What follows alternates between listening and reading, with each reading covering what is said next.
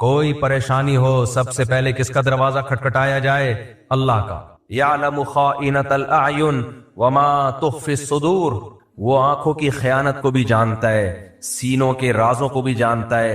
هو اعلم بکم اذ انتم اجنۃ فی بطون امہاتکم، جب تمہاری ماں تمہیں نہیں جانتی تھی، ماں کے پیٹ میں تھے تم، وہ اس وقت سے تمہیں جانتا ہے، تم سے محبت کرتا ہے ماں سے بھی 70 گنا زیادہ۔ علی کل شیء قدیر ہے، اس کی عظمت ہے، اس کا جلال ہے، لہذا جب بھی پکارا جائے گا، وہ پکار جو اسباب سے ہٹ کے ہے۔ اسباب کا مطلب کیا ہے؟ مجھے پیاس لگ رہی ہے، میں کہتا ہوں پانی چاہیے، آپ جائیں گے اٹھ کے کولر سے پانی نکالیں گے لے آئیں گے، یہ وہ مدد نہیں ہے، یہ تو ہر ایک سے مانگی جاتی ہے۔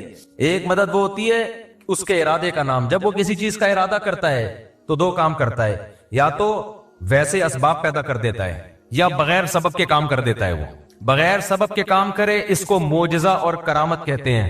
سمجھ میں آ رہی ہے بات؟ اس کو کیا کہتے ہیں؟ معجزہ اور کرامت۔ کوئی سبب نہیں ہے، کر دیا اس نے۔ جیسے بنی اسرائیل میں ایک بندہ مر گیا، قرآن سے پتہ چلتا ہے اور آسمانی کتابوں سے بھی، قاتل کا پتہ نہیں چل رہا تھا، بڑے بڑے ہو رہے تھے، بے گناہ لوگوں پہ الزامات لگ رہے تھے، اللہ نے اس مقتول کو زندہ کیا، اس مقتول نے کھڑے ہو کے نام بتایا میرا قاتل یہ اللہ نے مدد کی سبب کے بغیر۔ یہ ہوتا ہے یہ معجزہ کرامت۔ کرامت اب بزرگوں کی ہوتی ہے اور معجزہ پیغمبروں کا۔ فرق صرف اتنا ہے کہ کرامت پر ایمان ضروری نہیں ہے جب تک کہ وہ قطعی دلیل سے ثابت نہ ہو۔ اگر قطعی دلیل کے بغیر ہے تو اگر آپ کو بیان کرنے والے پر اعتماد ہے تو مان لیں، بیان کرنے والے کے بارے میں آپ کا خیال ہے پھینک رہا ہے لمبی لمبی، تو نہیں مانے۔ ان معجزے کا انکار نہیں کر سکتے آپ، لیکن قرآن میں کچھ کرامتیں ایسی ہیں کہ ہیں وہ کرامت لیکن ماننی پڑیں گی، کیونکہ بیان کون کر رہا ہے؟ قرآن بیان کر رہا ہے۔ اسی طرح بیان کرنے والا قابل اعتماد ہے، آپ کو پتا ہے یہ جھوٹ نہیں بولے گا، پھر بھی آپ انکار کر رہے ہو، تو یہ کرامت کا انکار نہیں ہے، پھر خدا کی قدرت کا انکار ہے۔ میں نے شہیدوں کے خون کی خوشبو خدا کی قسم اپنی ناک سے سونگھی ہے۔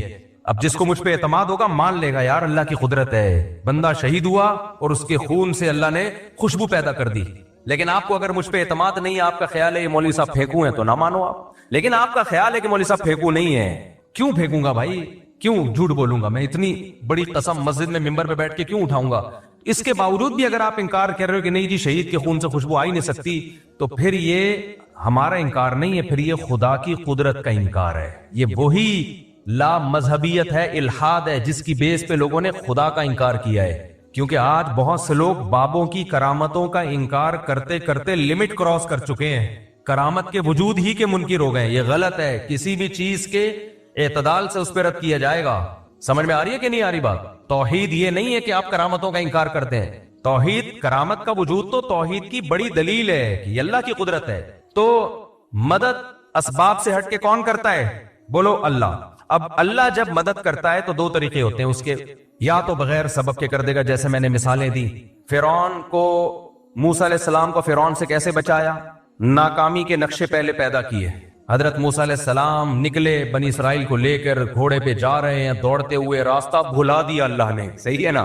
آگے پانی ہے، سمندر ہے، پیچھے فرعون، بنی اسرائیل نے کہا انا لمدرکون، مارے گئے، بس آگے پانی، پیچھے اتنا بڑا لشکر گئے۔ اب اسباب کی دنیا میں بچنے کا کوئی چانس تھا؟ ہے بھائی؟ امپاسبل۔ موسیٰ علیہ السلام کا اللہ پہ اعتماد، تو یہ جو اعتماد ہے یہ ہے وہ محبت جو کس کو دی جا رہی ہے؟ معبود کو۔ اگر وہاں کوئی سائنٹسٹ آ کے حضرت موسیٰ علیہ السلام کو کہتا کہ میں کوئی ابھی ایسا کروں گا، ایک توپ ایجاد کر لوں گا اور ان فرعونیوں پہ آپ بمبارمنٹ کرو گے، موسیٰ علیہ السلام مان لیتے اس کی بات؟ بولو نہیں۔ اس پہ توکل کرتے؟ نہ بھائی، اسباب کی دنیا میں ممکن نہیں ہے، ایسا نہیں ہو سکتا، اتنی جلدی کچھ بھی نہیں ہو سکتا۔ لیکن وہ معبود کس کو مانتے تھے؟ اللہ کو، صرف اللہ کو، صرف اللہ۔ عیسائی صرف اللہ نہیں کہتے، مسیح علیہ السلام کو بھی ساتھ میں ملا لیتے ہیں، نا صرف ایسے موقع پہ صرف کون؟ اللہ۔ کوئی پیغمبر، کوئی ولی، کوئی فرشتہ نہیں، کیونکہ اب اسباب سے ہٹ کے مدد کرنے کی بات ہو رہی ہے۔ اس کی قدرت کس کے ہاتھ میں ہے؟ اللہ کے ہاتھ میں۔ یہ محبت اور یہ تعلق اللہ کے علاوہ کسی اور کو دیا، آپ 100 دفعہ کہو کہ میں صرف ایک اللہ کو مانتا ہوں، اللہ کہے گا تم ایک اللہ کو نہیں مانتے، تم صرف زبان سے بولتے ہو، حقیقت میں تم نہیں مانتے، جھوٹ بولتے ہو تم۔ آپ کہہ رہے ہو مسیح سے بھی دعائیں مانگی جائیں، مریم سے بھی دعائیں مانگی جائیں علیہم السلام، اور پھر کہو ہم ایک خدا کو مانتے ہیں، تو آپ کے کہنے سے اللہ نہیں مان لے گا اس بات کو۔ اللہ کہے گا میں نہیں مانتا، میں اس کو مانوں گا کہ یہ ایک خدا کو مانتے ہیں جو مصیبتوں میں صرف کس سے مانگے گا؟ صرف اس اللہ سے مانگے گا. تو موسیٰ علیہ السلام نے اس موقع پہ کیا کہا؟ اِنَّ مَعِيَ رَبِّي، میرے ساتھ کون ہے؟ اللہ. کیا مطلب؟ وہ مدد کرنا چاہے گا تو کر دے گا. حضرت موسیٰ کے علم میں بھی نہیں تھا کہ کیسے کرے گا، کیونکہ اب تک تو حضرت موسیٰ نے لاٹھی کو سانپ بنتے ہوئے دیکھا تھا نا. تو یہ لاٹھی سانپ بن کے کتنے فرعونیوں کو کھا لیتی بھائی؟ کیا خیال ہے؟ پیچھے سے سینکڑوں ہزاروں کا لشکر آ رہا ہو اور آپ کے ہاتھ میں ایک اژدہا ہو، وہ اژدہا کچھ کر لے گا؟ کچھ بھی نہیں کر پائے گا. کتنوں کو کھائے گا وہ؟ بلکہ آنے والا سب سے پہلے اژدہا پہ وار کرے گا کہ پہلے اس کو قتل کرو. تو اللہ مدد کرتا ہے بعض دفعہ بغیر سبب کے. کہتا ہے چلو بھائی. اللہ نے پھر موسیٰ علیہ السلام کو وحی کی کہ یہ لاٹھی کو آپ پانی پہ ماریے.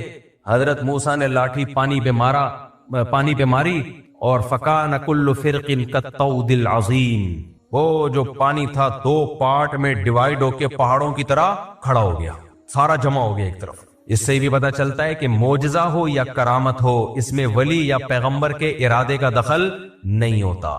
بہت سے لوگ کہتے ہیں جب موسیٰ علیہ السلام لاٹھی کو سانپ بنا سکتے ہیں، سمندر کے 2 ٹکڑے کر سکتے ہیں، تو ہمارے نبی مشکل کشا کیوں نہیں ہو سکتے؟ بھائی نہ موسیٰ علیہ السلام مشکل کشا، نہ سید الانبیاء مشکل کشا. مشکل کشا صرف ایک اللہ کی ذات ہے جس کے پاس اختیارات ہیں. حضرت موسیٰ کے پاس اگر سمندر کو توڑنے کا اختیار ہوتا تو خود سے کر لیتے نا یہ کام. وہ تو اللہ نے کہا کہ اے موسیٰ آپ لاٹھی کو پانی پہ ماریے. حضرت موسیٰ کو نہیں پتا کیا ہونے والا ہے. آپ کو جو حکم دیا جا رہا ہے آپ اس پہ عمل کریں. اب یہاں ایک سوال پیدا ہوتا ہے کہ لاٹھی کو پانی پہ مارنے کی کوئی سائنٹیفک لاجک ہے؟ کبھی دنیا میں ایسا ہوا کہ لاٹھی کو پانی پہ مارے تو پانی ٹھہر جائے؟ ہل جاتا ہے اور زیادہ. تو سوال پیدا ہوتا ہے کہ اللہ ڈائریکٹ کیوں نہیں اللہ نے کر دیا؟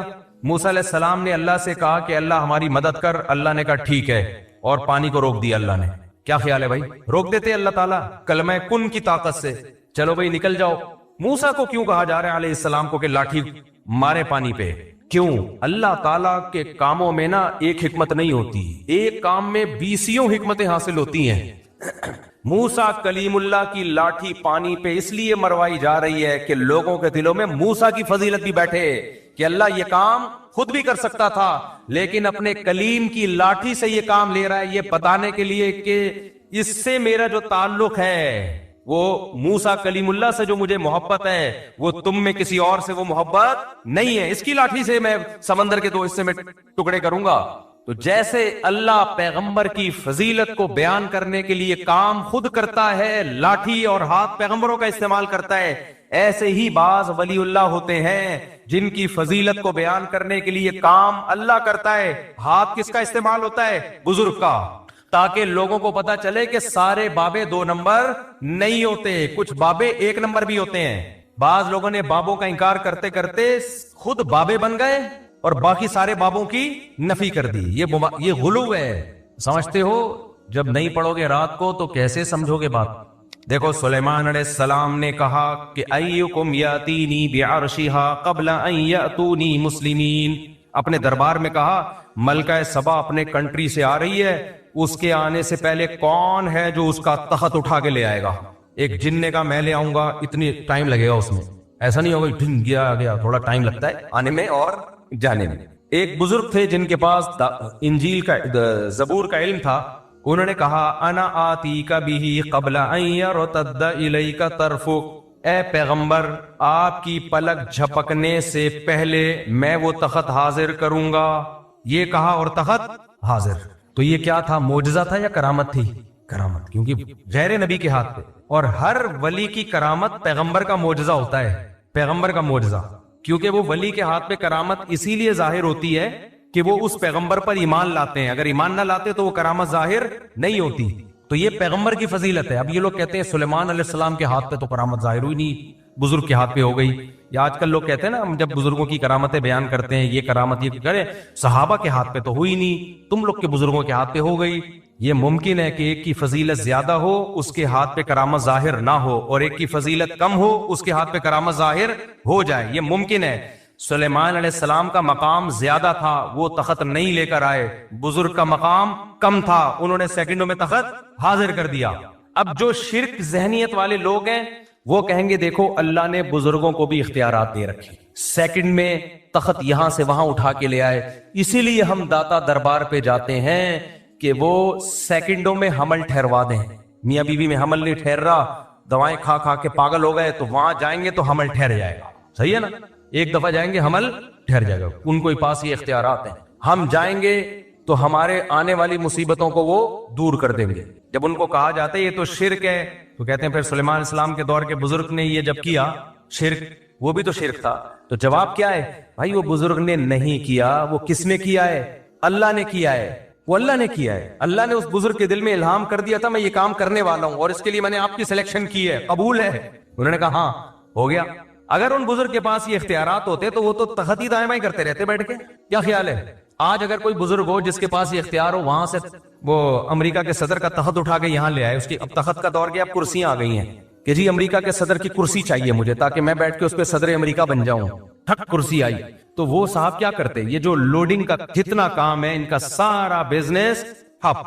کیا خیال ہے بھائی, ہمیں فرنیچر چاہیے گھر میں, جی بیٹی کی شادی ہے, جہیز کے لیے لالو کھیت گئے یا طارق روڈ گئے لوڈنگ کے لیے, یار اس بزرگ کو فون ملا یہ بیڈ کسی سے نہیں اٹھ رہا ہے, ٹھک بیڈ دلہن کے کمرے میں, بلکہ دلہن ہی اٹھوا کے لے آؤ. رخصتی کی ضرورت کیا ہے, گاڑی جائے گی پوں پوں پوں, وہ باجے بجیں گے, پھر جوتا چھپائی اور 20 قسم کے خرچے ہیں. بزرگ کو رابطہ کیا حضرت, دلہن کا ویٹ کافی زیادہ ہے اور گاڑی ابھی فوراً مل نہیں رہی ہے, اور ابا رخصتی کرنے میں تاخیر بہت کر رہے ہیں اس کے ابا. ایسے بھی ابا ہوتے ہیں مارکیٹ میں. بزرگ کیا کرتے, بھائی میرے اتنے ریٹ ہیں اور میں صدقہ کروں گا کیونکہ میں بزرگ ہوں, وہ کھاؤں گا نہیں, میں مختلف علاقوں میں تعاون کروں گا, اتنے پیسے دے, ٹھک دلہن کہاں, آپ کے بیڈ پہ. تو اگر یہ داتا بزرگوں کے پاس یہ اختیارات آ جائیں نا, تو اس کائنات کا نظام تباہ و برباد ہو جائے. تو وہ جو سلیمان علیہ السلام کے پاس جو بزرگ تھے وہ بھی ایک ہی دفعہ تخت لے کر آئے ہیں. ایسا نہیں ہے کہ بار بار تخت دائیں سے بائیں کرتے رہیں بیٹھ کے. وہ تو اللہ نے دل میں ڈال دیا کہ میں ایک دفعہ آپ کے ہاتھ پہ یہ کرامت ظاہر کرنا چاہتا ہوں. تو کرامت اسی طرح ہی ہوتی ہے, اختیارات نہیں آ جاتے کسی کے پاس کہ جب کریں جیسے کریں وہ فوراً ہونا شروع ہو جائے, یہ نہیں ہوتا. تو جو شرکیہ دماغ کے لوگ ہیں انہوں نے تو اس پہ شرک کرنا شروع کر دیا. اور جو ملحد ہیں, ایتھیسٹ ہیں, خدا کے منکر ہیں یا خدا کے منکروں جیسا ذہن رکھتے ہیں, بعض ایسے ہیں جو اللہ کو مانتے ہیں لیکن وہ سمجھتے ہیں اللہ کے پاس کوئی طاقت نہیں, اللہ کچھ نہیں کر سکتا, سب کچھ اسباب سے ہی ہوتا ہے. تو یہ بھی ملحدانہ سوچ کے حامل ہیں. تو یہ والے اسکالر بھی بزرگوں کی کرامت کا انکار کرتے ہیں کہ ایسا کیسے ہو گیا, ایسا کیسے ہو گیا. تو سمجھ لو یہ اصل میں تو لیبل یہ لگا رہے ہیں کہ ہم شرک کی نفی کر رہے ہیں, لیکن شرک کی نفی کی آڑ میں اصل میں اللہ کی قدرت کا انکار کر رہے ہیں, یہ کہ اللہ یہ نہیں کر سکتا. لہذا یہ ہر کہانی کو, ہر کرامت کو بولتے ہیں کہانیاں.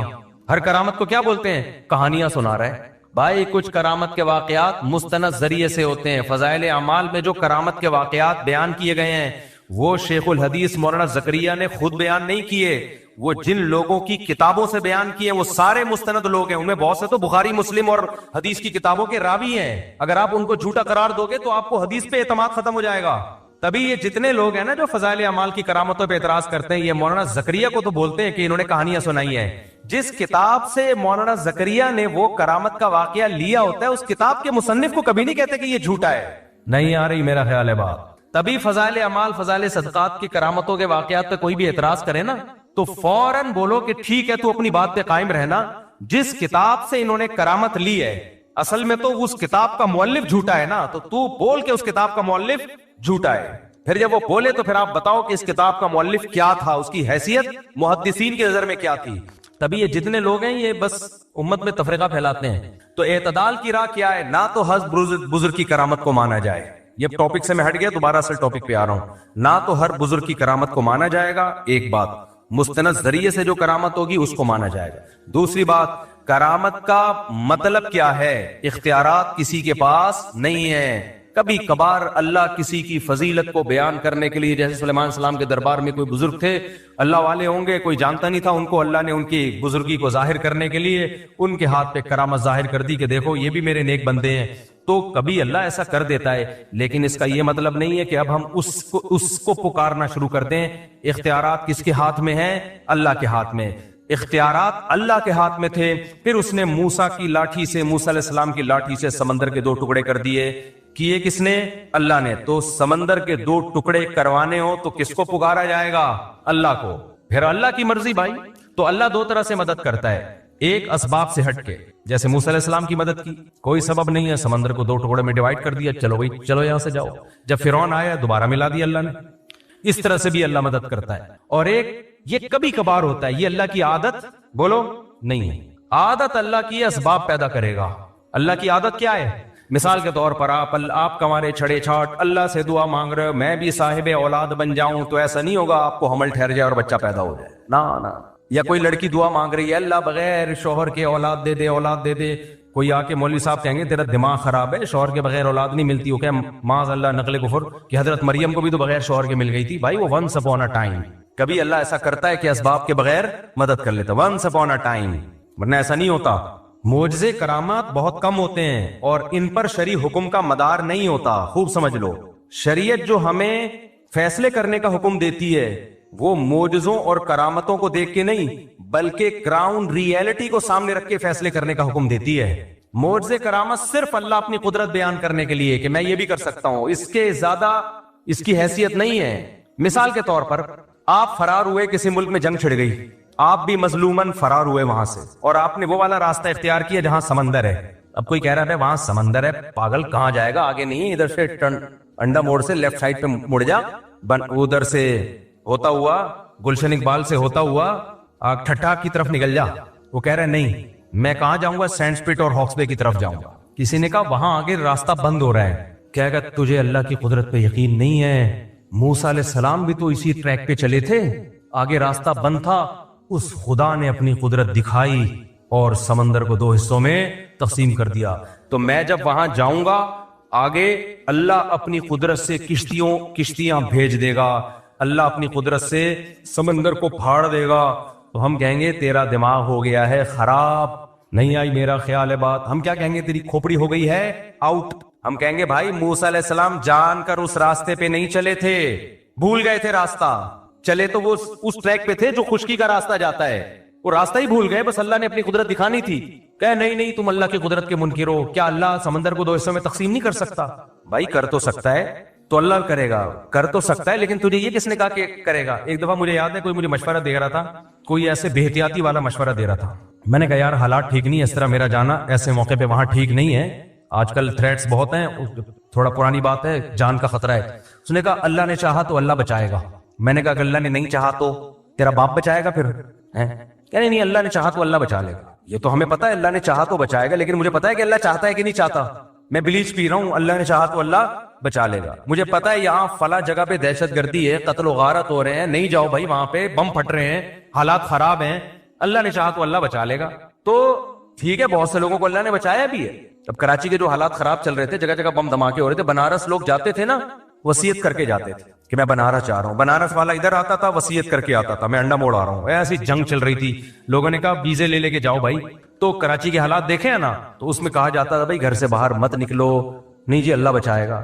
اللہ نے چاہا تو اللہ بچائے گا, یقیناً اللہ نے چاہا تو بچائے گا, لیکن اللہ چاہے گا کہ نہیں چاہ رہا ہے یہ ہمیں معلوم نہیں ہے. تو چاہتا ہے کہ اللہ چاہے کہ میں بچوں, لیکن اللہ بھی چاہتا ہے کہ تو جو چاہتا ہے وہ ہو. تو اس لیے معجزوں اور کرامتوں پر فیصلے نہیں کر سکتے آپ. اس کی ایک اور مثال, جب ایک شرعی حکم لوگوں کو بیان کیا جاتا ہے کہ بغاوت کے لیے یا جہاد کے لیے ضروری ہے کہ آپ کے پاس پراپر تیاری ہو, دشمن سے لڑنے کی طاقت ہو. اس طاقت کے بغیر آپ کو نہ جنگ کرنے کی اجازت ہے نہ مسلح بغاوت کی اجازت ہے. جب تک آپ کے پاس پاور نہیں ہے, سامنے ٹینک ہیں آپ کے پاس, اس کے مقابلے میں نہ ٹینک ہے نہ جہاز ہے, کچھ بھی نہیں ہے, تو آپ کیسے بغاوت کرو گے؟ لوگ کہتے ہیں بدر میں کیسے ہو گیا, 313 نے 1000 سے مقابلہ کیا اور خالد ابن ولید نے 60 سے 60,000 کا حصار توڑا. بھائی بدر میں 313 کا جو 1000 سے مقابلہ تھا وہ نبی کے ارادے سے نہیں تھا, وہ تو کسی اور ارادے سے نکلے تھے. تو مشرکین نے اچانک 1000 کا لشکر لے کے آ گئے, تو وہ تو اس کے علاوہ کوئی راستہ ہی نہیں تھا. تبھی پھر مدد اللہ کی طرف سے نازل ہوئی ہے. تو وہ معجزہ تھا کہ 313,000 پہ غالب آ گئے. نبی خود 313 کو لے کے مکہ پہ چڑھائی کے لیے کبھی بھی نہیں نکلے. نبی مکہ پہ چڑھائی کے لیے اپنے ارادے کے ساتھ اس وقت گئے جب 10,000 کا لشکر تیار ہوا ہے, پھر آپ نے مکہ پہ اٹیک کیا ہے. سمجھ میں آ رہی ہے بات کہ نہیں آ رہی ہے؟ دیکھو 13 سال مکہ میں آپ نے جہاد نہیں کیا.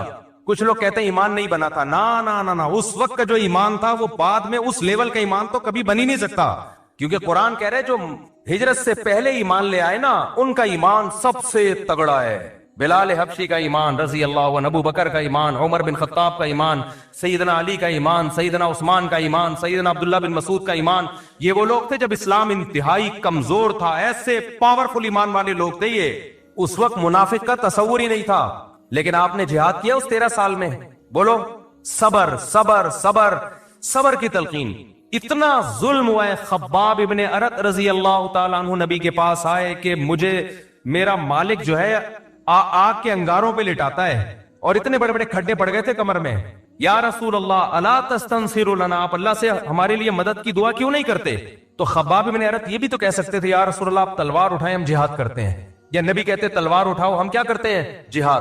نہیں کیا. آپ نے فرمایا صبر کرو، ایک دن آنے والا ہے کہ ایک عورت زیور سے آراستہ ہو کے صنعاء تک چلے گی، اتنا لمبا راستہ طے کرے گی، کوئی اسے خوف نہیں ہوگا. ایسا امن دنیا میں قائم ہونے والا ہے. لیکن تستعجلون، تم جلدی کر رہے ہو. تو کیوں تلوار نہیں اٹھائی؟ اس لیے کہ بہت تھوڑے تھے اور کافر بہت زیادہ پاور میں تھے. گراؤنڈ ریئلٹی اور اسباب کو سب سے زیادہ فوکس اسلام کرتا ہے. تبھی تو مسلمان دنیا میں مار کھا رہے ہیں، بیٹھے ہوئے پھینک رہے ہوں گے، بس باتیں کر رہے ہوں گے، کسی بھی چیز کا کوئی سبب اختیار نہیں کرتے، نہ صحت کا سبب، بے موقع توکل.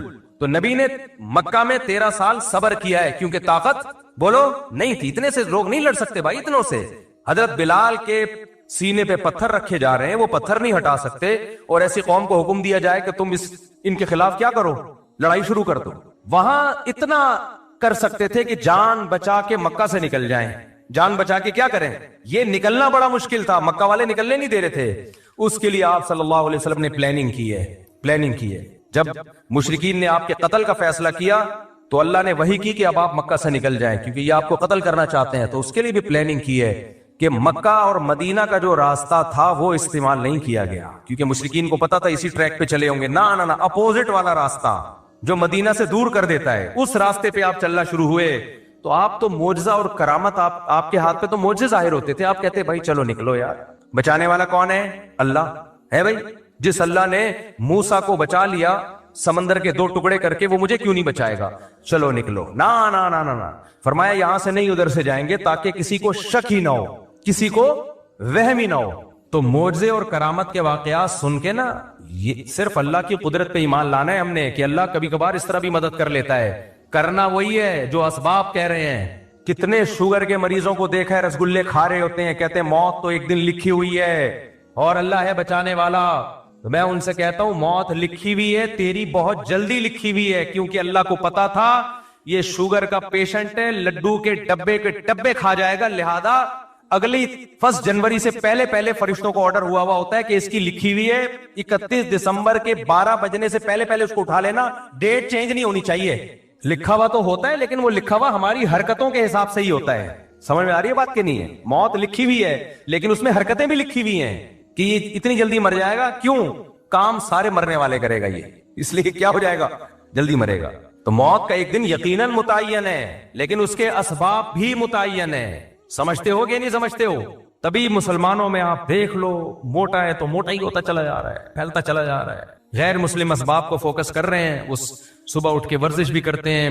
میں تھائی لینڈ میں گیا تو فجر کی نماز کے بعد میں نے دیکھا فل مارکیٹیں کھلی ہوئی ہیں، ایسے جیسے کھچا کھچ رش ہوتا ہے بازار میں. ابھی سورج نکلا ہے اور اتنی مارکیٹیں فل. ہمارے یہاں تصور ہے 12 بجے بھی مارکیٹیں نہیں کھلی ہوتی. تو یہ قوم صحت مند رہ سکتی ہے؟ کھائے جا رہے ہیں. میرے صرف پراٹھے والے بیانات کو فوکس کیا ہوا ہے، ورزش والے بیانات کو فوکس کیا ہی نہیں ہے. تو نہ کوئی فزیکل ایکٹیویٹی ہے، نہ کوئی، پھر بیمار ہوتے ہیں. بھائی اللہ، بیماری بھی اللہ کی طرف سے، صحت بھی اللہ کی طرف سے. اللہ بہت بڑے ہیں، یقیناً اللہ بہت بڑے ہیں. اسی وجہ سے تجھے ان لڈوؤں کی وجہ سے بیمار کر رہے ہیں، اسی وجہ سے کر رہے ہیں تجھے. تو آج معجزے اور کرامت برحق ہیں، لیکن یہ بتانے کے لیے کہ مایوس مت ہونا. بعض دفعہ سارے اسباب فیل ہو جاتے ہیں. ہم نے تو اسباب ہی اختیار کرنے ہیں بھائی کامیابی کے لیے، جیسے نبی نے اختیار کیے. مکہ میں جہاد نہیں کیا آپ نے، پھر غزوہ بدر میں بھی ایک اتفاقی واقعہ ہو گیا، ورنہ آپ کا ارادہ 1000 کے لشکر سے لڑنے کا نہیں تھا. پھر احد میں بھی مشرکین نے پہل کی تھی، آپ نے بڑھ کے مکہ پہ حملہ نہیں کیا. تو دفاعی پوزیشن میں آپ لڑے ہیں کہ دفاع کرو اپنا، وہ تو کرنا بنتا ہے نا، وہ تو کرنا ہی کرنا تھا، دفاعی پوزیشن. پھر غزوہ خندق میں چاروں طرف سے قبائل نے مل کے حملہ کا ارادہ کیا، تو بھی آپ نے دفاع پہ اکتفا کیا، بڑھ چڑھ کے ان پہ حملے نہیں کیے. بھائی دفاع کرو کسی طریقے سے، اس میں مشورے لیے. مشورے کیسے لیے؟ صحابہ کرام نے یہ جنگ پہلے کبھی دیکھی نہیں تھی کہ چاروں طرف سے مل کے کوئی حملہ کر لے. تو آپ نے سلمان فارسی کو بلایا کہ فارس میں تم نے کبھی ایسی جنگ دیکھی ہے؟ انہوں نے کہا ہاں ہم نے دیکھی ہے. کیا کرتے ہو؟ خندقیں کھودتے ہیں ہم تاکہ دشمن اندر نہ آئے. اب اس کے علاوہ کوئی آپشن ہی نہیں تھا. وہ خندقیں کھودنا آسان کام نہیں تھا. وہ ایسا نہیں ہے کسی بلڈنگ کے لیے ایک گڑھا کھودا جا رہا ہے. چاروں طرف وہ تمام ایریاز جہاں سے دشمن کے آنے کا خطرہ ہے, اتنے بڑے گڑھے کھودے جائیں کہ دشمن کا اونٹ اور گھوڑا ان کو کراس کر نہ سکے. یہ آسان کام تھا, جبکہ مدینہ اکنامکلی اس وقت انتہائی کمزور تھا. بھوک سے نڈھال ہو رہے ہیں لوگ, پیاس سے نڈھال ہو رہے ہیں, پیٹ پہ پتھر باندھ رہے ہیں, لیکن آپ کدال لے کے گڑھے کھود رہے ہیں. وہاں بھی تو آپ کہہ سکتے تھے بھائی یہ تو بہت مشکل کام ہے, مدد کا وعدہ کس نے کیا ہے؟ بولو, اللہ نے کیا ہے. مدد کا وعدہ اللہ نے کیا, تو اتنی ٹینشن نہیں بھائی. بس تھوڑا بہت مشورہ میں نے لے لیا حضرت ابو بکر سے, حضرت عمر سے. باقی فارس کے لوگ کیا کرتے ہیں ایسے موقع پہ؟ وہ تو ہے کافر. ہم لوگ ہوتے ہیں بولتے کافر کا بچہ ہے, اس کی ٹیکنالوجی کو کاپی کر رہے ہو, کافر کے بچے. وہ ہم ایسے کہتے ہیں نا, وہ کافر کا بچہ ہمیں بتائے گا کہ ہم نے کیسے جنگ لڑنی ہے. تو حضرت سلمان فارسی مومن تھے, لیکن جو اسٹریٹجی تھی وہ کس کی لے کر آ رہے تھے؟ فارسیوں کی, جو اس وقت آگ کی پوجا کرتے تھے. تو نبی نے وہ اس کو قبول کیا کہ بہترین سجیشن ہے. جب اپنا پورا کام کمپلیٹ کیا تو پھر معجزے ظاہر ہونا شروع ہوئے. پھر معجزے ہوئے ہیں کہ ایک سرید کا پیالہ وہ 20 لوگوں کے لیے کافی ہو گیا. ایک دودھ کا پیالہ, ایک پیالہ ہے اور سارے صحابہ اس کو پی رہے ہیں, وہ پیالہ ختم نہیں ہو رہا. کیونکہ جو آپ کا کام تھا آپ نے کر لیا. اب اللہ اسباب کو فیل کر کے وہ کام جو ہمارے بس میں نہیں ہے وہ کون کرے گا؟ اللہ کرے گا. تبھی لڑنا فوجوں کا کام ہے جن کے پاس پراپر ٹریننگ ہوتی ہے. ہمارے یہاں ہر بندہ اٹھ کے خلافت کی تحریکیں چلانا شروع کر دیتا ہے کہ کب تک ان حکمرانوں کا ظلم سہو گے, جہاد کرو ان کے خلاف. میرا بھی ایک کلپ چل رہا ہے جس میں میں کہہ رہا ہوں کہ اگر پاکستان میں حالات خراب ہوئے نا, ہمیں دنیا میں کوئی پناہ نہیں دے گا. ہم نے تو بہت لوگوں کو پناہ دی ہے, ہمیں کوئی نہیں دے گا. اس لیے حکمرانوں کو برا بلا کہنا چھوڑ دو. اور آگے میں نے وضاحت کیا, برا بلا کہنے کا مطلب مسلح بغاوت, جائز تنقید کرو, یہ میں نے کہا ہے. لیکن میرا کلپ لوگ ادھورا چلا رہے ہیں. لو مفتی صاحب کہہ رہے ہیں حکمرانوں کو برا بلا بھی نہیں کہہ سکتے, جو مرضی کرتے رہیں. یہ میں نے نہیں کہا. جائز تنقید 100 دفعہ کرو, دھرنے بھی دو, کنٹینر لا کے رکھو, اپنے مطالبات پورے کرواؤ. اگر نہیں کروانے ہوتے میں عدالتی خلا کے خلاف اتنا کیوں چیختا؟ میرا مقصد ہے مسلح تحریک کی طرف مت جاؤ. بم دھماکے, مار دھاڑ, یہ کام کیا تو ملک میں لاشیں بچھیں گی, رزلٹ کچھ بھی نہیں نکلے گا. غزہ سے زیادہ حالات خراب ہو جائیں گے ہمارے ملک کے, کیونکہ یہ جو بیٹھ کے باتیں کر رہے ہیں نا اسلامی خلافت کی, ان کے پاس باتوں کے سوا کچھ بھی نہیں ہے. خلافت کا لفظ انہوں نے بدنام کر دیا ہے. ہر 4 دن میں کوئی اٹھتا ہے کہ پاکستان میں خلافت کا نظام لے کے آؤں. تیرے پاس کون سا میکینزم ہے؟ تیرے پاس کیا اسٹریٹجی ہے؟ پہلے کیا کرے گا, اس کے بعد کیا کرے گا, پھر لڑے گا کیسے؟ کیونکہ اس لیے تو آپ کو فوج سے لڑنا پڑے گا, اسلام آباد پہ قبضہ کرنا پڑے گا. کیا کیسے کرے گا؟ کوئی جواب نہیں ہے. یونیورسٹیوں کے لڑکوں کو اور طلبہ کو ایک اندھیری گلی میں بند کر دیا. پھر ہوتا کیا ہے؟ ایجنسی والے ان کو اٹھاتے ہیں, پھر یہ مسنگ پرسن بنتے ہیں. اور یہ جتنے لیڈر خلافت کے نام پہ یہ دندراتے گھوم رہے ہوتے ہیں, ان کو کچھ بھی نہیں ہوتا. ایجنسیاں ان کو کچھ نہیں کہتی. ایجنسیاں کہتی ہیں ان کی دعوت پہ جتنے لوگ آ رہے ہیں نا ان کو کھڈے لین لگاتے جاؤ, ان کی چمڑیاں ادھیڑی جاتی ہیں, کوئی پوچھنے والا. تو ایسے جتنے بھی اسکالرز ہیں نا یونیورسٹیوں میں آج کل, یہ بہت اس طرح کے اسکالرز آ رہے ہیں کہ دیکھو یہ مولوی نظام کے خلاف نہیں کھڑے ہوتے. نظام کے خلاف کھڑے ہونے کا مطلب کیا ہے؟ مطلب پہلے واضح کرو, کیا مطلب کھڑے ہونے کا مطلب؟ اگر تم یہ کہہ رہے ہو توپے گنے لے کے نکل جائیں, یہ نظام کے خلاف ہم نہیں کھڑے ہوں گے بھائی. اس سے نقصان ہوگا, ملک میں انارکی پھیلے گی, ملک کے ٹکڑے ہوں گے, اور غیر مسلم طاقتوں کے ہاتھ میں یہ کنٹری چلا جائے گا. اس سے بدتر حالات ہو جائیں گے. اور اگر نظام کے خلاف کا مطلب ہی کہ احتجاج کرو, میڈیا پہ دھرنے دے کے 100 دفعہ کرو, کس نے منع کیا بھائی؟ کس نے منع کیا؟ بنگلہ دیش والوں نے کیا نا احتجاج, کامیاب ہوئے وہ, تو کس نے منع کیا آپ کو احتجاج کرنے؟ یہاں تو بات خلافت سے شروع ہو رہی ہے. اور خلیفہ کون ہوگا آج تک نہیں ڈیفائن کر پائے یہ لوگ. وہ خلیفہ ہوتا ہے وہ بیچارہ اس قابل ہی نہیں ہوتا کہ اس کو کوئی عورت اپنا شوہر بنا لے, اور وہ ملک کا خلیفہ بننے نکلا ہوتا ہے. یہ یونیورسٹیوں میں بہت ہو رہا ہے آج کل. جائیں گے کچھ ٹش پش انگلش ماری, اور پھر مولویوں کو برا بلا کہا کہ مولوی تو یہ کر رہے ہیں, مولوی تو تقریریں کر رہے ہیں, تو تصوف میں لگے ہوئے ہیں, تزکیہ میں لگے ہوئے ہیں. نظام کی تبدیلی, اور نظام کی تبدیلی کا مطلب پتہ ہے کیا ہوتا ہے ان کا؟ بغاوت. اب تو واضح لفظوں میں کہنا چھوڑ دیا, کیونکہ کچھ لوگوں کو ایجنسی نے اٹھا کے ان کے اگلے پچھلے گناہ معاف کیے پھر چھوڑ دیا, تو وہ بغاوت کا لفظ یوز نہیں کر رہے. اندر ان کے وہی جذبات ہیں, خلافت, نظام تبدیلی. ابے کیا مطلب نظام کی تبدیلی؟ ہمارے پاس ایک سوٹیبل پیکج ہے نظام کی تبدیلی کا. وہ پیکج کیا ہے بھائی؟ یونیورسٹیاں بناؤ, اسکول بناؤ, تعلیم کو فوکس کرو, تاکہ آپ کی چھت کے نیچے جب کوئی بندہ پڑھ کے فوج میں جائے گا, جب کوئی بیوروکریسی میں جائے گا, جب کوئی عدلیہ میں جائے گا, ماحول آپ اس کو دینی ماحول دو گے تو وہاں جا کے فیصلے بھی کیسے کرے گا؟ اچھے. اور اگر آپ ان شعبوں میں نہیں گئے تو پھر یہ تمام اہم ترین شعبے آپ نے اسلام دشمنوں کے لیے چھوڑ دیے ہیں. پھر فوج میں بھی اسلام دشمن لوگ جائیں گے, عدلیہ میں بھی اسلام دشمن لوگ جائیں گے, بیوروکریسی میں بھی اسلام دشمن لوگ جائیں گے, پھر فیصلے آپ کے خلاف ہوں گے اور آپ دھرنے دیتے رہو گے. یہ ایک سوٹیبل طریقہ ہے نظام کی تبدیلی کا. یہ طریقہ نہیں ہے کہ آپ اٹھے اور دھم دھم کر کے آپ نے اتنے بندے وہاں مار دیے, اتنے بندے وہاں مار دیے. اس سے کچھ بھی حاصل ہونے والا نہیں ہے, اور اگر حاصل ہوا تو آپ کو نہیں ہوگا, ان طاقتوں کو ہوگا جو آپ کو فیور کر رہی ہیں. سمجھ میں آ رہی ہے بات کہ نہیں آ رہی ہے؟ ان طاقتوں کو فائدہ ہوگا اس سے. اور ویسے بھی میں بار بار کہہ رہا ہوں, پاکستان میں حالات خراب ہوئے نا, مجھے اور آپ کو کوئی پڑوسی ملک ٹھکانہ نہیں دے گا. ہم نے ٹھکانہ دیا, وہ نہیں دیں گے ہمیں. لوگ کہتے ہیں ڈالر لے کے ٹھکانہ دیا تھا, تو آپ بھی تو ڈالر لے کے ہمیں بھگا رہے ہو وہاں سے. اور ہم نے کتنے افغانی یہاں پہ جو ہمارے بھائی ہیں, کیا ڈالر لے کے ہم نے ان کو یہاں ٹھکانہ دیا ہے؟ کس نے ڈالر لیے بھائی؟ آج بھی گھوم رہے ہیں, اور ہمیں خوشی ہے. زیرو سے کروڑ پتی بن گئے, ان کی جائیدادیں ہیں, پراپرٹیاں ہیں. 100 دفعہ ہمیں خوشی ہوتی ہے اس سے. مسلمان ہیں. ضیاء الحق کی تقریر آپ سنے جا کے, جب یہ افغان جہاد شروع ہوا تھا, اس نے کہا تھا, اس کے الفاظ 90 مجھے پورے الفاظ یاد نہیں, اس نے کہا تھا افغانوں کے لیے ہمارا ملک کھلا ہوا ہے, آئے یہاں پہ دھڑا دھڑ آئے. آپ نے اس سارے احسانات کو 2 منٹ میں دھجیاں اڑا دی کہ تم نے تو ڈالر کے لیے کیا تھا. تو ہمیں کوئی بھی نہیں رکھے گا. اور معلومات جب تک اوتھینٹک معلومات نہ ہو نا, تبصرہ مت کیا کرو. اوتھینٹک معلومات یہی ہیں کہ تمہیں کوئی بھی نہیں رکھے گا. صحیح ہے, اس ذہن میں رکھ. نہ پڑوسی رکھیں گے, چاہے وہ اسلامی حکومت ہے, ہم سے اچھے ہوں گے, 100 دفعہ اچھے ہوں گے, ان کی بڑی قربانیاں ہیں, 100 دفعہ قربانیاں ہیں, ان کے شہیدوں کے خون سے خوشبوئیں آئی ہیں, 100 دفعہ آئی ہیں, لیکن مجھے اور آپ کو نہیں رکھے گا کوئی بھی. یہ ذہن میں رکھنا. اور صرف یہ نہیں کہ رکھیں گے, نہیں, لتر مار کے باہر نکالیں گے, لتر مار کے. بولے گے دفعہ ہو یہاں سے, عزت سے بھی نہیں نکالیں گے, لتر مار مار کے نکالیں گے. ویسے ہی ملاقات کے سلسلے میں چلے گئے تو ٹھیک ہے, رہنے کے لیے گئے, لتر مار کے نکالیں گے, لتر مار کے. یقین نہیں آتا, جاؤ, چلے جاؤ. سمجھتے ہو؟ باقی ان کی قربانیوں کا کوئی انکار نہیں ہے, جو اسلام نافذ کیا اس کا کوئی انکار نہیں ہے, 100 دفعہ.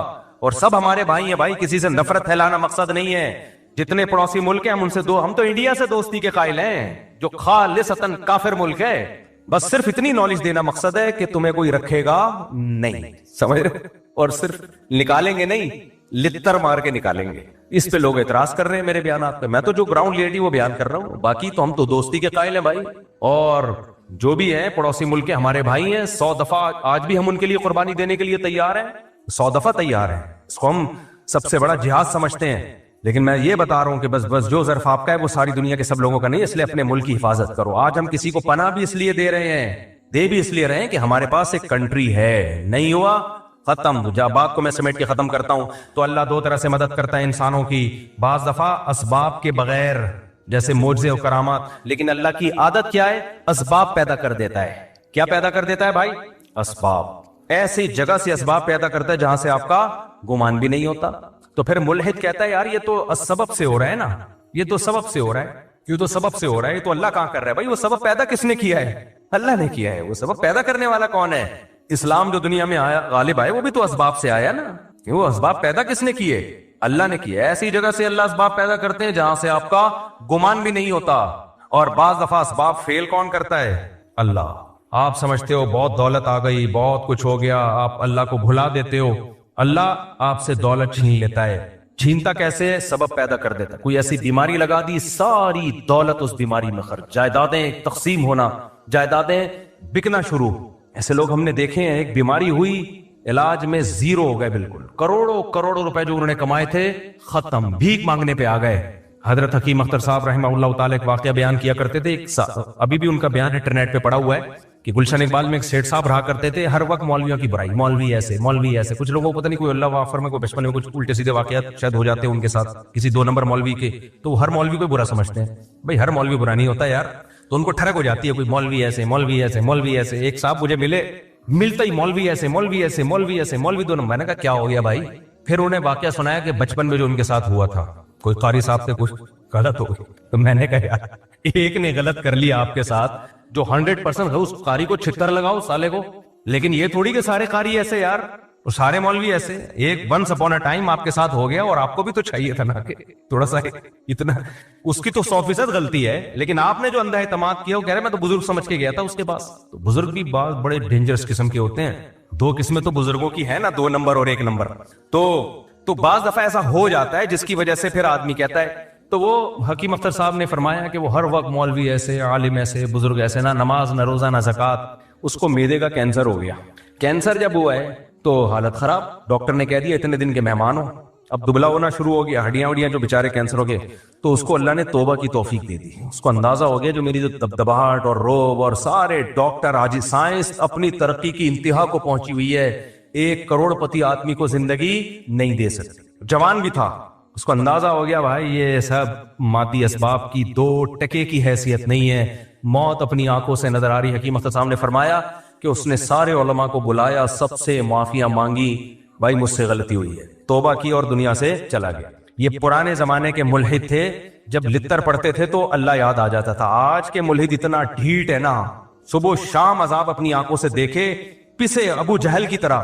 کیا عبداللہ بن مسعود اس کی سینے پہ بیٹھے ہوئے ہیں گردن کاٹنے کے لیے, اس کو مان لینا چاہیے تھا نا, اسلام غالب آ گیا. دیکھو 313 کو اللہ نے 1000 پہ غالب کیا, لیکن وہ کیا کہتا ہے نیچے سے گردن کاٹنا, مرنے کے بعد پتا چلے کسی سردار کی گردن ہے. سمجھ رہے ہیں, مرنے کے بعد پتا چلے. آج کے ملحد ایسے ہیں ابو جہل جیسے.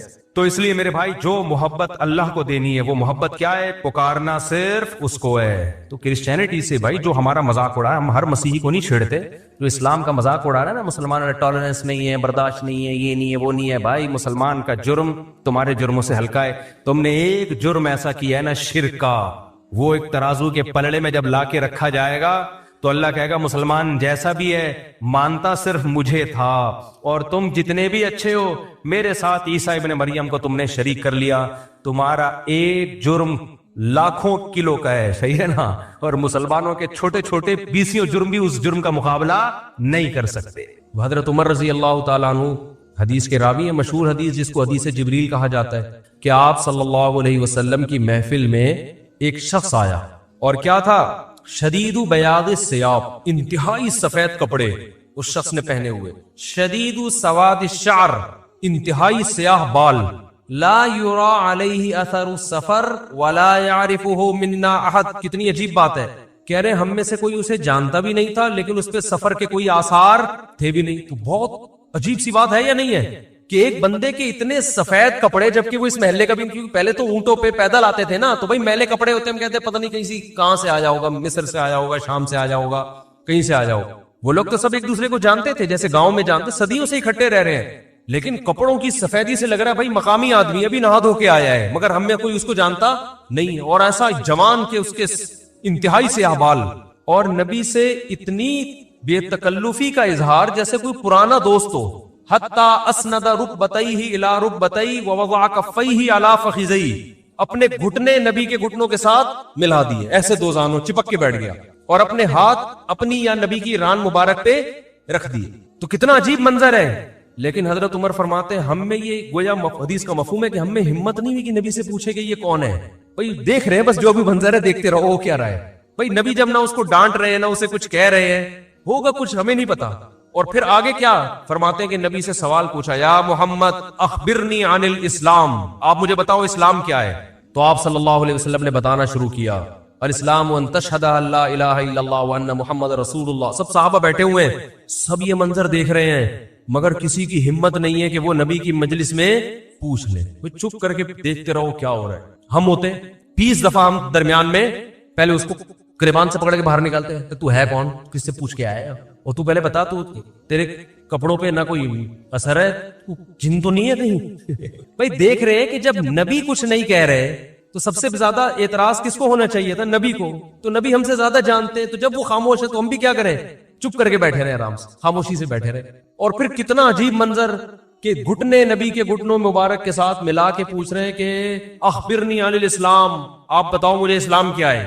تو آپ نے فرمایا اسلام یہ کہ گواہی دو کہ اللہ کے سوا کوئی عبادت کے لائق نہیں, اور محمد صلی اللہ علیہ وسلم اللہ کے بندے اور رسول ہیں. وَتُقِيمَ الصَّلَاةَ وَتُؤْتِيَ الزَّكَاةَ وَتَصُومَ رَمَضَانَ وَتَحُجَّ الْبَيْتَ إِنِ اسْتَطَعْتَ إِلَيْهِ سَبِيلًا. رمضان زکات دو, رمضان کے روز نماز قائم کرو, زکات دو, رمضان کے روزے, اور استطاعت ہے تو حج کرو. فرماتے ہیں اس نے کہا صدقتا، اے محمد آپ نے سچ کہا۔ حضرت عمر کہتے ہیں ہمیں اور عجیب، فعجبنا یسألہ ویصدقہ، بھائی سوال بھی پوچھ رہا ہے اور خود ہی کہہ رہا ہے سچ کہا، یہ تو امتحان لینے کے لیے آیا ہے، اور امتحان کس کا ہو رہا ہے؟ معاذ اللہ پیغمبر صلی اللہ علیہ وسلم۔ بھائی جو سوال پوچھتا ہے وہ یہ تو نہیں کہتا کہ آپ نے جواب بالکل صحیح دیا ہے، اس کا مطلب آپ کو تو پہلے سے پتا تو پوچھ کیوں رہے ہیں ہم سے؟ لیکن کسی صحابی میں یہ ہمت نہیں ہو رہی کہ نبی کے محفل میں سوال پوچھیں کہ یا رسول اللہ جب یہ پوچھا کیوں اس نے، یہ تو معاذ اللہ آپ کا امتحان لینے آیا کوئی۔ پھر اس نے پوچھا، جبریل کو بعد میں پتا چلا وہ فرشتے جبریل علیہ السلام تھے، پھر پوچھا کہ مل ایمان کیا ہے، مل ایمان، تو انہوں نے آپ صلی اللہ علیہ وسلم نے فرمایا ایمان یہ اللہ پر، اس کی کتابوں پر، اس کے رسولوں پر، اس کے فرشتوں پر، آخرت کے دن پر، تقدیر پر ایمان لایا جائے۔ صدقتا، سچ کہا۔ پھر انہوں نے پوچھا کہ احسان کیا ہے، پھر آپ نے فرمایا ان تعبد اللہ کانک تراہ فإن لم تکن تراہ فإنہ یراک، اللہ کی ایسے عبادت کرو جیسے تم دیکھ رہے ہو، کیونکہ وہ تو تمہیں دیکھ رہا ہے۔ صدقتا، اس نے کہا بالکل سچ کہا متی الساعہ، قیامت کب آئے گی؟ تو آپ صلی اللہ علیہ وسلم نے یہ نہیں فرمایا لا ادری، مجھے نہیں پتا، کیونکہ آپ کو معلوم تھا کہ جیسے مجھے نہیں پتا سامنے والے کو بھی نہیں پتا، سمجھ رہے ہو، یہ کسی کو بھی نہیں پتا۔ تو یہاں آپ نے جواب میں یہ نہیں کہا مجھے معلوم نہیں ہے، بلکہ آپ نے بتا دیا کہ جیسے تمہیں معلوم نہیں ہے، یہاں تم صدقتا نہیں کہہ سکتے، جیسے مجھے معلوم نہیں ہے تمہیں بھی، اس لیے آپ نے فرمایا مل مسئول عنہا بأعلم من السائل۔ عربی بڑی خاندانی زبان ہے، خدا کی قسم، عربی جو ہے نا بڑی پیاری زبان ہے، کسی کو صحیح آتی ہو تو عربی کی بلاغت کا عربی میں ہی مزہ ہے۔ مل مسئول عنہا بأعلم من السائل، جس سے پوچھا جا رہا ہے وہ پوچھنے والے سے زیادہ نہیں جانتا، جس سے پوچھا جا رہا ہے وہ پوچھنے والے سے زیادہ نہیں جانتا۔ قرآن کی بعض آیتیں ایسی وجد والی ہیں نا کہ مزہ آتا ہے ان کو پڑھنے میں۔ جو موسیٰ علیہ السلام کو اللہ نے کہا تھا نا قلنا لا تخف انک انت الاعلی، اس کا اردو میں ترجمہ نہیں بنتا۔ موسیٰ علیہ السلام کے سامنے جب جادوگر تھے نا تو جادوگروں نے ہزاروں لاٹھیاں پھینکی، سانپ بن کے حضرت موسیٰ کی طرف دوڑنے لگی۔ قرآن کہہ رہے فأوجس فی نفسہ خیفۃ موسیٰ، موسیٰ نے دل میں کیا محسوس کیا؟ خوف۔ دیکھو قرآن کے الفاظ یہ نہیں ہے کہ موسیٰ گھبرانے لگے، کیونکہ اگر گھبرانے لگتے نا دشمن پہ روب ختم ہو جاتا، دشمن کہتا ہار گئے۔ قرآن دل کی کیفیت بیان کر رہے ہیں، موسیٰ نے گویا اپنے ظاہر پہ کنٹرول کیا ہوا تھا، سمجھ رہے ہیں؟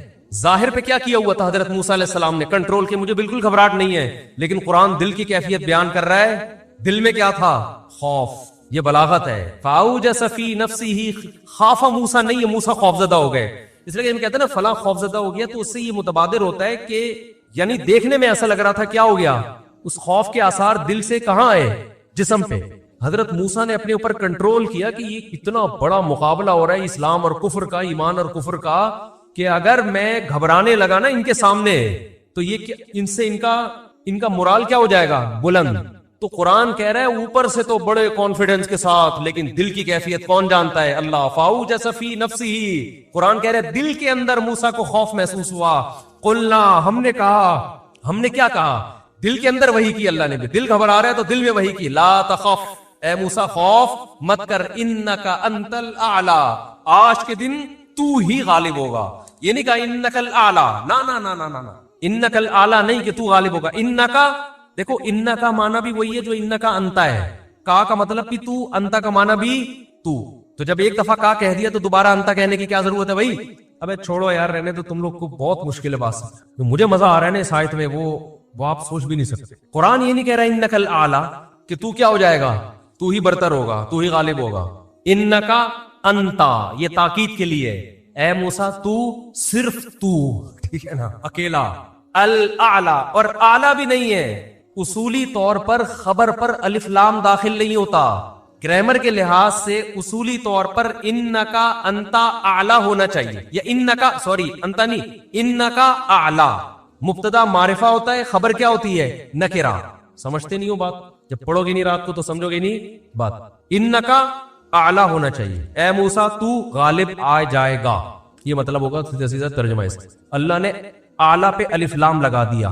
الف لام جب لگتا ہے نا کسی، تو وہ کسی اسپیسیفک چیز کو کہتے ہیں، جیسے کتاب کا مطلب کوئی بھی کتاب، الکتاب کا مطلب کوئی اسپیسیفک، کوئی خاص کتاب۔ آپ جب کہتے ہیں بندہ آیا ہے، بچے گھر میں آگے بتا رہے ہوتے ہیں پنجاب میں بندہ آیا ہے، کراچی میں کہتے ہیں آدمی آیا کوئی، یہ بندہ کا لفظ پنجاب سے امپورٹ ہوا ہے۔ کراچی میں لوگ کہتے تھے کوئی انسان آیا، کوئی آدمی آیا ہے، تو پنجاب میں کیا کہتے ہیں اس کو؟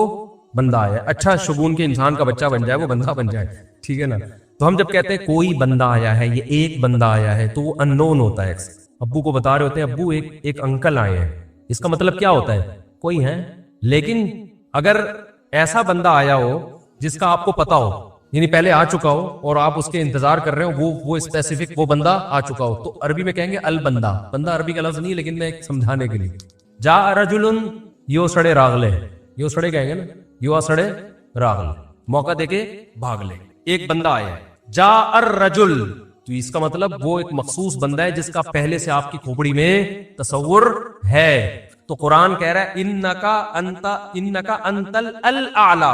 الاعلی کا مطلب کہ جب مقابلہ ہو رہا ہے نا، تو جو شخص برتر آنے والا ہے لوگوں کے ذہن میں گویا کہ اس کا ایک تصور ہے کہ ایک نہ ایک جیتے گا، تو وہ جو جیتنے والا مخصوص شخص ہے، آپ کے علاوہ کوئی بھی نہیں ہے وہ، اور صرف آپ ہی ہو. الاعلی کون ہے آج؟ الاعلی، اعلی نہیں بلکہ الاعلی کون ہے؟ پورا ترجمہ ہو نہیں سکتا اس کا. وہ کون ہے؟ اے موسیٰ صرف اور صرف تو ہی ہے. تو لا تخف، تجھے خوف زدہ ہونے کی ضرورت نہیں ہے. تو کیا بات کر رہا تھا میں، یہ آیت کہاں سے آ گئی؟ ہاں، تو یہی نبی صلی اللہ علیہ وسلم نے جو فرمایا نا، مل مسئول عنہا بأعلم من السائل، یہ بھی کیا ہے؟ بلاغت ہے. جس سے پوچھا جا رہا ہے وہ سائل، مسئول سائل سے زیادہ نہیں جانتا. تو پھر حضرت جبریل نے، وہ جو انسان تھے، وہ جبریل تھے انسان کی شکل میں آئے تھے، انہوں نے پوچھا کہ علامات بتائیں، تو آپ نے فرمایا انت لد الامۃ ربتہا. اس حدیث پہ جو ادب والی بات ہے وہ میں بھی گچی پکڑ کے رکھنا بھول نہ جاؤں، لیکن اس حدیث میں بات آ گئی ہے. تو ایک دلچسپ بات کیا ہے، آپ نے قیامت کی پہلی علامت بتائی کہ باندی اپنے آقا کو جنے گی. یعنی لونڈی اور غلام سے جو بچہ پیدا ہوگا وہ ماں کا بیٹا کم اور ماں کا باپ بولو زیادہ، ماں کا مولا اور ماں کا آقا زیادہ ہوگا. غلام کی مثال نہیں دی، کیونکہ غلام مرد ہوتا ہے نا، اس پہ تصرف تھوڑا سا پھر بھی کم ہوتا ہے، یعنی وہ آپ کی ملکیت میں ہوتا ہے لیکن اس پہ کنٹرول کم ہوتا ہے کیونکہ آدمی ہے. جب عورت آپ کی ملکیت میں ہوتی ہے، لونڈی، اس پہ وہ تو کمزور ہے نا، اس پہ کیا ہوتا ہے؟ آپ کا تصرف زیادہ. تو جو مکمل غلام اور باندی تھی، وہ جب جنے گی جس نسل کو، تو ہونا تو یہ چاہیے تھا کہ جس نے جنا ہے اس کا مقام اونچا، لیکن جس کو جنے گی نا وہی اس پہ کیا کرے گا. یعنی ماں کا تو ایسا حق ہے نا، ماں کو تو ساری دنیا جانتی ہے نا کہ ماں نے کیسے گود میں پالا، کیسے جنا، اور لوگ ماں کے تانے دیتے ہیں نا. حضرت موسیٰ علیہ الصلوۃ والسلام نے جب حضرت ہارون کی داڑھی پکڑ کے کھینچی ہے نا، جب حضرت موسیٰ علیہ السلام کوہ طور پہ گئے تورات لینے، پیچھے بنی اسرائیل نے بچڑے کی عبادت شروع کر دی. ہارون علیہ السلام کو نگران بنا کے گئے تھے کہ ذرا ان کی حفاظت کرنا، بڑے نالائق لوگ ہیں، دائیں بائیں نہ ہو جائے. تو جب واپس آئے تو دیکھا کہ وہ کیا کر رہے ہیں؟ بچڑے کی عبادت. تو حضرت موسیٰ کو سب سے پہلے غصہ کس پر آیا؟ حضرت ہارون پر. اپنے بھائی کی داڑھی پکڑ کے کھینچی کہ ما منعک اذ رأیتہم ضلوا، یہ گمراہ ہو رہے تھے، آپ نے روکا کیوں نہیں؟ تو حضرت ہارون نے کیا کہا؟ باپ کا واسطہ نہیں دیا بلکہ ماں کا. لا یبن امہ، اے میری اماں کے بیٹے، اے میری ماں کے بیٹے، کیونکہ یہ رشتہ فوراً سمجھ میں آتا ہے. ماں کا واسطہ کیونکہ محبت کی علامت ہے نا. ابا جو ہے نا وہ تربیت کے لیے اللہ نے بنائے، وہ محبت واپس زیادہ ابا سے امیدیں نہیں لگایا کرے. ابا کی ایک الگ ویلیو ہے، محبت بہت زیادہ کرتے ہیں ابا، لیکن وہ جتلاتے نہیں ہیں. وہ کہتے ہیں تمیز سے زیادہ لاڈ پیار دکھاؤ گے ابا، یہ ہو گیا تمیز سے بیٹھ وہاں جا کے آرام سے، ٹھیک ہے نا. جو بات ہے ادب تمیز، ماؤں کو زیادہ ادب تمیز نہیں، ماؤں کو لاڈ چاہیے ہوتے ہیں. تو اس لیے ابا محبت تو بہت کرتے لیکن وہ آسانی سے سمجھ میں نہیں آتی کیونکہ تعظیم اس پہ غالب ہوتی ہے. اماں کی محبت 2 منٹ میں سمجھ میں آ جاتی ہے. تو جب بھی واسطہ دیا جاتا ہے کس کا؟ اماں کا. تو حضرت ہارون بھی واسطہ کس کا دے رہے کہ بھائی ایک ہی ماں کے ہم دونوں اولاد ہیں، آپ اتنی سختی تو نہ کریں نا، ماں کا واسطہ دے رہا ہوں آپ کو، یبن امہ، اے میری اماں کے بیٹے. تو ماں جو اتنا قریبی رشتہ ہے، جس کی محبت سب کو سمجھ میں آتی ہے، اس کو غلام بنا لینا تو یہ کھوپڑی میں آنے والی بات نہیں ہے. لیکن حدیث میں کیا آتا ہے؟ قرب قیامت میں بیٹا کیا ہوگا؟ ماں پہ حکومت کرے گا، بیٹا ماں پہ حکومت کرے گا. تو ہونا تو یہ چاہیے تھا کہ جو جنے، وہ جس کو آپ جن رہے ہیں وہ گویا ایک قسم کی لونڈی غلام ہو، ماتحت ہو، لیکن الٹا حساب ہو رہا ہوگا. تو یہ بھی پتا چل رہا ہے کہ ادب مارکیٹ سے کیا ہونا شروع ہو جائے گا؟ شارٹ. مطلب حدیث کا یہی ہے کہ چھوٹے جو ہے نا وہ بڑوں کی جگہ ہو جائیں گے، اور بڑے، اور یہ خدا کی قسم آج اپنی آنکھوں سے میں دیکھ رہا ہوں، زیادہ تر لبرل لوگوں کے گھروں میں دیکھ رہا ہوں، دیندار گھروں میں کم. باپ اور ماں اپنے بچوں کو اسکولوں میں 15-20 ہزار روپے فیسیں دے کر بدتمیز بنا رہے ہیں باقاعدہ پیسوں کے ذریعے. یعنی اسکولوں میں پڑھا رہے، ماڈرن اسکول ہیں اور بہت ہی ماڈرن قسم کے اسکول جن میں مذہب نہیں ہے، بچہ انگلش بہت اچھی بول لیتا ہے، اور ٹھیک ٹھاک فیسیں دے کے کیا کر رہے ہیں؟ اپنی نافرمانی پیسے دے کے سکھا رہے ہیں. آج بھی میرے پاس ایک کیس آیا کسی کو نہیں پتا چلے گا کس کی بات ہو رہی ہے. ایک صاحب نے کہا میں نے اپنی بچی کو ایڈمیشن کروایا, میں 20-20 ہزار روپے فیسیں دے رہا ہوں اور وہ چرس پی رہی ہے, وہ پتہ نہیں کتنے کتنے لڑکوں سے دوستیاں لگا رہی ہے. تعلیم کو فوکس کرنے کے چکر میں تہذیب کا بیڑا غرق کر, یعنی گویا کہ پیسے دے کے باقاعدہ کیا کیا جا رہا ہے, اپنے بچوں کو خراب کیا جا رہا ہے. تو جنا بھی خود, احسان بھی خود کیا, اور نکلا کیا رزلٹ, وہی آپ پہ کیا کر رہا ہے حکومت, وہ آپ کی ایک بات ماننے کے لیے تیار نہیں ہے. تو یہ وہ دور ہے جس سے ہم گزر رہے ہیں. تو اس میں بھی ادب کی تلقین کی گئی ہے. جب کچھ اس طرح کے لوگ آتے ہیں نا میرے پاس کہ باپ بیٹا بیٹھا ہوا ہوتا ہے اور باپ اپنے بیٹے کی شکایتیں کر رہا ہوتا ہے بڑے دھیمے لہجے میں کہ بچے کو غصہ نہ آ جائے, اور بیٹا جواب دے رہا ہوتا ہے بڑی اونچی آواز میں. یہ میں نے بہت دیکھ لیا ہے, بہت دیکھ لیا اپنی زندگی میں. اس سے مجھے فوراً وہ حدیث یاد آتی ہے کہ اس کو باپ ہونا چاہیے اور اس کو بیٹا. باپ کو یہ ڈر لگتا ہے کہ یار اب میری اولاد ہے, یار میں کوئی اونچی آواز سے وہ ایک دم میٹر نہ گھوم جائے. دیکھو یہ اولاد کے نالائق ہونے کی علامت ہے کہ آپ نے اپنے باپ کو یہ اتھارٹی نہیں دی ہے کہ وہ آپ کو ڈانٹ سکے. اگر آپ کا باپ آپ کو ڈانٹتے ہوئے گھبراتا ہے نا, خدا کی قسم یہ باپ کے خراب ہونے کی دلیل نہیں ہے, یہ اولاد کے خراب ہونے کی دلیل ہے. یہ اولاد کے خراب, وہ ڈر لگتا ہے اس کو کہ یار کچھ بول دوں تو ایسا نہ ناراض ہو جائے. میں نہیں کہہ رہا اولاد پہ بیجا سختیاں کرے یا خام خامے ڈانٹ ڈپٹ کرتے رہے, اس سے تو ڈپریشن کے مریض بنتے ہیں. ماں باپ ظلم بھی کرتے ہیں. اس پہ میں انشاءاللہ بیان کروں گا کہ میرا ارادہ ہے, میں نے جو سینٹ میں بل پیش ہوا نا کہ ماں باپ کو اولاد پہ ہاتھ اٹھانے کی اجازت نہیں, شوہر کو بیوی کو ڈانٹنے کی اجازت نہیں, یہ بالکل خلاف ہے. لیکن اس کا ناجائز فائدہ بھی اٹھایا جاتا ہے. تو ماں باپ کو بلا وجہ اولاد پہ ہاتھ اٹھانا شرعن جائز. آج ایک صاحب بحث کرنے لگے کہ مجھے اجازت دی ہے شریعت نے کہ میں اپنے بچے کو تھپڑ مار سکتا ہوں. میں نے کہا آپ کو اجازت شریعت نہیں دی ہے کہ بلا وجہ آپ اپنے بچے پہ ہاتھ اٹھائیں, اور خاص طور پہ نابالغ پہ. نابالغ کے حقوق اسلام میں بہت زیادہ ہے. ماں کو اجازت نہیں اپنا غصہ آپ کسی اور پر ہے نکال کس پہ رہی ہے. میں نے ماؤں کو دیکھا ہے طبیعت خراب ہے, جھنجلا رہی ہے, بچے کو پڑھ کے طبیعت سے کوٹ دیا اس کو. بعض بچے ماں کی چنگیز خان جیسی مائیں ہوتی ہیں, وہ بچے ٹھٹر ٹھٹر کے ان کی جو گروتھ ہے نا وہی رک جاتی ہے ان کی. اتنا سختی کا ماحول انہوں نے گھر میں دیکھا ہوتا ہے. تو یہ نہ باپ کے لیے جائز ہے اور نہ ماں کے لیے. تو اس میں علماء کے واقعات بھی سناؤں گا کہ اپنی اولاد کو مارنے سے پہلے کیا ان کے اصول تھے کہ ہم زیادتی نہ کر بیٹھے. تو یہ بھی ہے. اچھا خیر, تو جلدی سے بات کو یہ سمیٹ ختم کرتا ہوں. کیا ہو گیا وہ. تو رسول اللہ صلی اللہ علیہ وسلم کی محفل میں حضرت جبریل آئے تو حضرت عمر فرماتے ہیں, تو حضرت عمر رضی اللہ تعالیٰ عنہ فرماتے ہیں فلبثت ملیا, میں نے جب یہ منظر دیکھا تو میں بہت دنوں تک ٹھہرا رہا. یعنی کچھ دن گزرنے کے بعد بھی حضرت عمر کی ہمت نہیں ہوئی کہ نبی سے پوچھے کہ یا رسول اللہ یہ کون تھے, یہ کیا ہے احترام, کہ بھئی ایسا نہ نبی صلی اللہ علیہ وسلم ناراض ہو جائے. خود کیوں نہیں بتا رہے بھئی, یہ اہم بات ہوتی تو آپ صلی اللہ علیہ وسلم تو خود معلم تھے, خود بتاتے. تو فرماتے ہیں کچھ دن کے بعد خود نبی نے مجھ سے پوچھا کہ عمر جانتے وہ شخص کون تھا. میں نے کہا اللہ اس کے رسول ہی زیادہ جانتے ہیں. فرمایا ھذا جبریل اتاکم یعلمکم دینکم, یہ جبریل تھے انسانی شکل میں آئے تھے تمہیں تمہارا دین سکھانے کے لیے. اس سے پتہ چلتا ہے کہ تعلیم کا صرف یہ طریقہ نہیں ہے کہ استاذ بیٹھ کے بچوں کو پڑھاتا رہے سارا دن بیٹھ کے. یہ نیچرل وے آف ٹیچنگ ہے کہ ایک ماحول بنا دیا, ایک شخص آ رہا ہے, صحابہ اچھا پھر ایک تعجب کی فضا قائم کی گئی تاکہ نا ان کو یہ محفل یاد رہے. اگر ایسا ہی ہوتا وہ نارمل ڈریس سفر والے ڈریس میں آتے تو یہ تو نارمل مجلس ہے, بھائی کوئی مسافر آیا. ایسا ایک مخمصے میں ڈالا گیا کیونکہ جب کوئی ایسی عجیب سی محفل ہوتی ہے نا تو دماغوں میں بیٹھ جاتی ہے, اس کا ایک ایک منظر یاد رہتا ہے. تو اس سے ماحول کی تبدیلی کا بھی انسان پہ اثر پڑتا ہے. تو صحابہ کیا کر رہے ہیں, نبی صلی اللہ علیہ وسلم سے سوال پوچھنے سے پہلے ایک اور واقعہ سنا کے بس یہ میں ٹاپک ختم کرتا ہوں. ایک اور واقعہ ہے, حدیث میں آتا ہے کہ آپ صلی اللہ علیہ وسلم نے ظہر یا عصر کی نماز پڑھائی, صحیح حدیث ہے.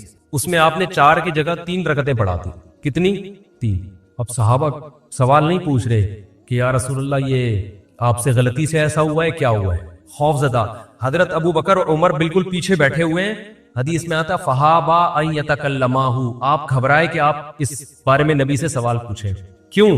ہو سکتا ہے نبی کو اس بات پہ غضب آ جائے کہ بھائی جب میں نے 3 پڑھائی ہیں تو میرے 4 پڑھنے سے جب چاہ کے ہاں تمہاری یہ نیکی لکھی جا رہی ہے تو حلال کی طرف آؤ اور کسی کی مت سنو. سمجھتے ہو, بائک پہ گاڑی پہ پہلے سے موسٹ وانٹڈ لکھ کے لگا دو, کسی کی مت سنو, اس میں ٹینشنیں آئیں گی, برداشت کرو اللہ کے لیے.